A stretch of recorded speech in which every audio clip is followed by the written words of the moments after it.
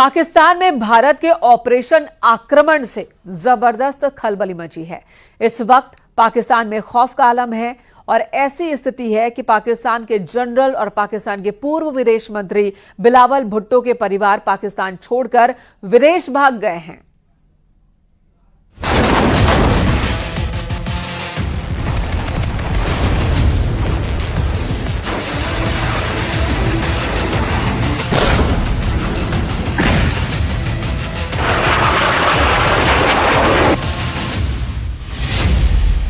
Pakistani media का दावा, 3 मई को भारत करेगा हमला।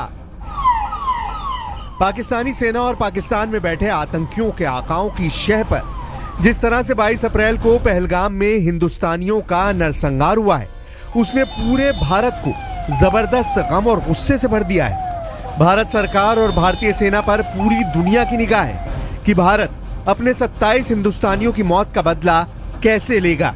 इधर दूसरी तरफ एलओसी और पीओके में पाकिस्तानी सेना की कई डिवीजन मोर्चा संभालने के लिए निकल पड़ी है, जबकि पाकिस्तान में मौजूद लगभग सभी चैनल अब दावा करने लगे हैं कि भारत इस बार बहुत बड़ा हमला पाकिस्तान पर करने जा रहा है। भारत में पाकिस्तानी दूतावास के उच्चायुक्त रहे अब्दुल बासित ने तो यहां तक बता दिया है कि भारत 1 से 3 मई के बीच पाकिस्तान पर बहुत बड़ा हमला करने वाला है। अब्दुल बासित ने ये नहीं बताया है कि उन्हें भारत के हमले से जुड़ी इतनी पुख्ता जानकारी कहां से मिली। जरा देखिए पाकिस्तान के पूर्व उच्चायुक्त अब्दुल बासित क्या दावा कर रहे हैं। भारत जो है कोई कार्रवाई करता है, जो करेगा वो आज हो, कल हो, हफ्ते के बाद हो। देखिए ना, पुलवामा का वाकया हुआ था 14 फरवरी को। हाँ जी। और बालाकोट का वाकया हुआ था 26 फरवरी को, यानी 12 दिनों के बाद भारत ने वो कार्रवाई की थी। इसी तरह उड़ी का वाकया हुआ था, जहां तक मुझे याद पड़ रहा है 18 या 19 सितंबर को, और भारत ने कार्रवाई जो सो कॉल्ड सर्जिकल स्ट्राइक्स की थी वो की थी 28 सितंबर को। तो भारत का रिकॉर्ड क्लियर है कि 8 से 10 से 12 दिन लेते हैं कोई कार्रवाई करने पे। अगर उसी पैटर्न को रखा जाए तो ये 22 अप्रैल को हुआ, तो आप तवक्को रख सकती हैं कि 21, 2, 1, 2 या कम या 2, इन 3 या मई के पहले हफ्ते में कोई कार्रवाई हो सकती है, या फिर उससे बाद में भी हो सकती है। पाकिस्तानी मीडिया का दावा, टारगेट पर इस्लामाबाद, कराची, रावलपिंडी। इधर दूसरी तरफ भारतीय थल सेना के चीफ उपेंद्र द्विवेदी 15वीं कोर की बैठक जम्मू कश्मीर में कर चुके हैं और ऐसे दावे किए जा रहे हैं कि भारतीय सेना के तीनों अंग ने इस बार ऐसी जंगी तैयारी की है जिसका सामना पाकिस्तानी सेना 3 दिन भी नहीं कर पाएगी। भारतीय सेना की तरफ से जारी की गई तस्वीरें और वीडियो में पाकिस्तान को साफ संकेत दिए गए कि भारत पहलगाम के गुनहगारों को पृथ्वी के आखिरी छोर तक नहीं छोड़ेगा। हम आपको पाकिस्तानी मीडिया में उन गीदड़ भपकी और बचकाने दावों को दिखाते हैं जो साबित करता है कि जब सियार की मौत आती है तो वो शहर की तरफ भागता है। जरा इस वीडियो को देखिए। इसमें पाकिस्तानी चैनल सुनो न्यूज पर पाकिस्तान के रक्षा विशेषज्ञ जफर हिलाली और पाकिस्तान के retired lieutenant general Ghulam Mustafa ढींगे मारते हुए भारत पर परमाणु बम से हमला करने की वकालत कर रहे हैं। न्यूक्लियर वेपन्स का टाइम गया है। आपने अनाउंस कर भी दिया था कि हम हर चीज से लड़ेंगे जो हमारे पास है। आपने मुल्क को कहा था कि घास खाओ, अगर तुम घास खाओगे तो ये वेपन भी हम हासिल कर लेंगे। हमने घास खाया, वेपन हासिल हो गई, तो अब ये वेपन्स हमें इस्तेमाल करने के लिए तैयार होना चाहिए। क्या इंडिया ये मानेगा? देखिए, एक ही तरीका है इंडिया को हराना। वो क्या तरीका है? बात कर रहे हैं आपने हिलाली साहब बड़ा अच्छा कंपैरिजन किया कि कन्वेंशनल जो वॉरफेयर है उसमें तो उनकी अददी बर्तरी है, उनके पास मैन पावर की बर्तरी है। तो आप कह रहे हैं कि नॉन कन्वेंशनल और जो आपका सबसे इंपॉर्टेंट टूल है दैट इज न्यूक्लियर टूल, आप कह रहे हैं वो बाकी रह गया है, उसके अलावा बाकी ऑप्शंस में हम शायद उनको बीट ना कर सकें, ये कह रहे हैं आप? यस, और कोई ऑप्शन हमारा है ही नहीं, ओनली न्यूक्लियर ऑप्शन। और हमारे पास 160 न्यूक्लियर वॉरहेड्स हैं। एक ही तरीका है हिंदुस्तान को जीतने से रोकना।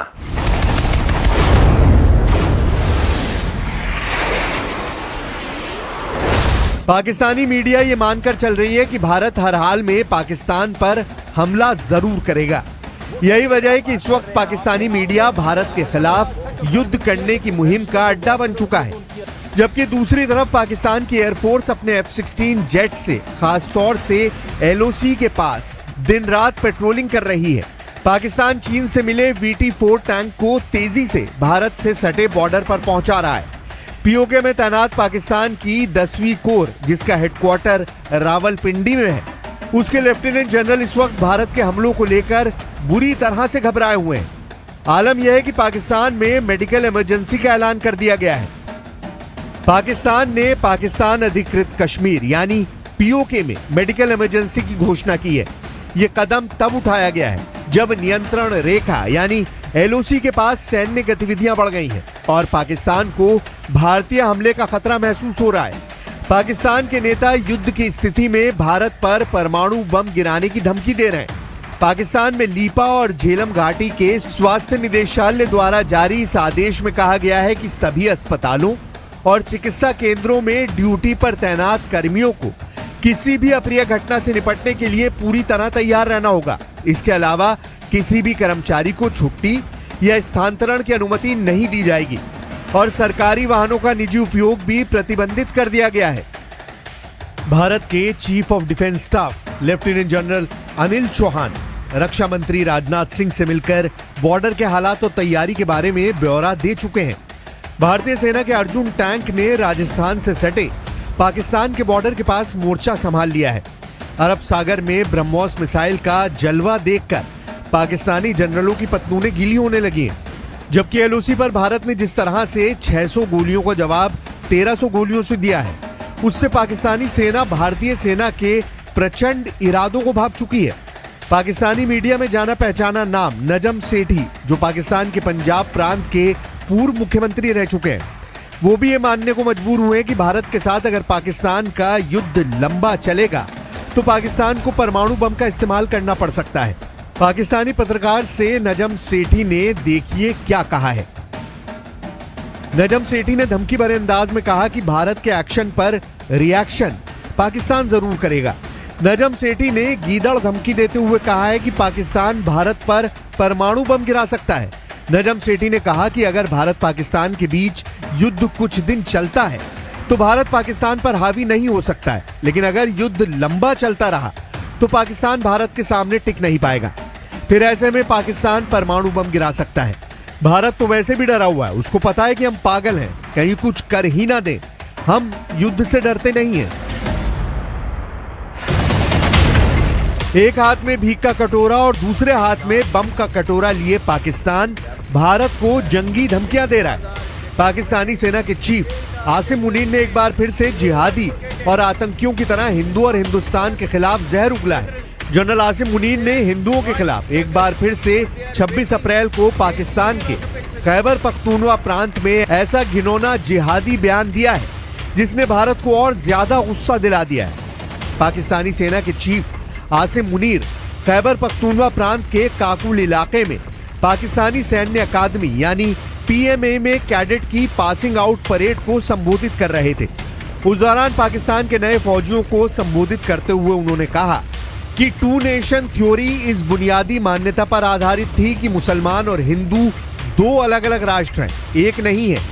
हम मुसलमान कभी भी हिंदुओं के साथ नहीं रह सकते हैं। हिंदुओं पर भड़कते हुए मुनीर ने कहा, मुसलमान जीवन के सभी पहलुओं, धर्म, रीति रिवाज, परंपरा और सोच में हिंदुओं से अलग है। पाकिस्तान कई कुर्बानियों के बाद हासिल हुआ है और इसे सुरक्षित रखना सशस्त्र बलों का कर्तव्य है। हमारे पूर्वजों ने पाकिस्तान के निर्माण के लिए बहुत बड़ी कुर्बानियां दी हैं। हम जानते हैं कि इसकी रक्षा कैसे करनी है। हम आपको बता दें कि 16 अप्रैल 2025 को जनरल मुनीर ने कहा था कि कश्मीर हमारे गले की नस है और हम इसे हासिल करके रहेंगे। हिंदुओं को कश्मीर से खदेड़ेंगे। 16 अप्रैल को दिए गए मुनीर के इसी भाषण के बाद 22 अप्रैल को पहलगाम में 27 हिंदुस्तानियों को पाकिस्तान के आतंकियों ने गोलियों से भून दिया था। Our stance on Kashmir is absolutely clear. It was our jugular vein. It is our jugular vein. We will not forget it, and we will not leave our Kashmiri brethren in their heroic struggle, what they are waging against the Indian occupation. Border पर तनाव जबरदस्त हो गया है। भारत की सेनाएं पाकिस्तान की हर करतूत का मुंह तोड़ जवाब दे रही हैं, जबकि जम्मू कश्मीर में मौजूद जिहादी और आतंकियों के घरों को भारतीय सुरक्षा बल धमाकों से उड़ा रहे हैं। एक एक आतंकी और उनके आकाओं के घरों के चीथड़े उड़ाए जा रहे हैं। अभी तक कश्मीर में 12 के करीब आतंकियों के घरों को मिट्टी में मिलाया जा चुका है। इधर जो आंकड़े भारत और पाकिस्तान की सैन्य और आर्थिक ताकत को लेकर सामने आए हैं, वो हैरान करने वाले हैं। इन आंकड़ों के मुताबिक भारत पाकिस्तान को 7 दिन की जंग में घुटनों पर ला देगा। कुछ एक्सपर्ट्स का तो यहां तक दावा है कि पाकिस्तानी सेना भारतीय सेना के सामने 3 दिन भी नहीं टिक पाएगी। जरा ये आंकड़े देखिए। अगर सैन्य बजट की बात करें तो भारत का रक्षा बजट इस समय 78.7 बिलियन डॉलर है, जबकि पाकिस्तान का रक्षा बजट सिर्फ 7.6 बिलियन डॉलर है। यानी भारत का सैन्य बजट पाकिस्तान से लगभग 10 गुना ज्यादा है। इसका सीधा मतलब यह है कि भारत के पास अत्याधुनिक हथियार, बेहतर ट्रेनिंग सुविधाएं और एक मजबूत सैन्य तंत्र है।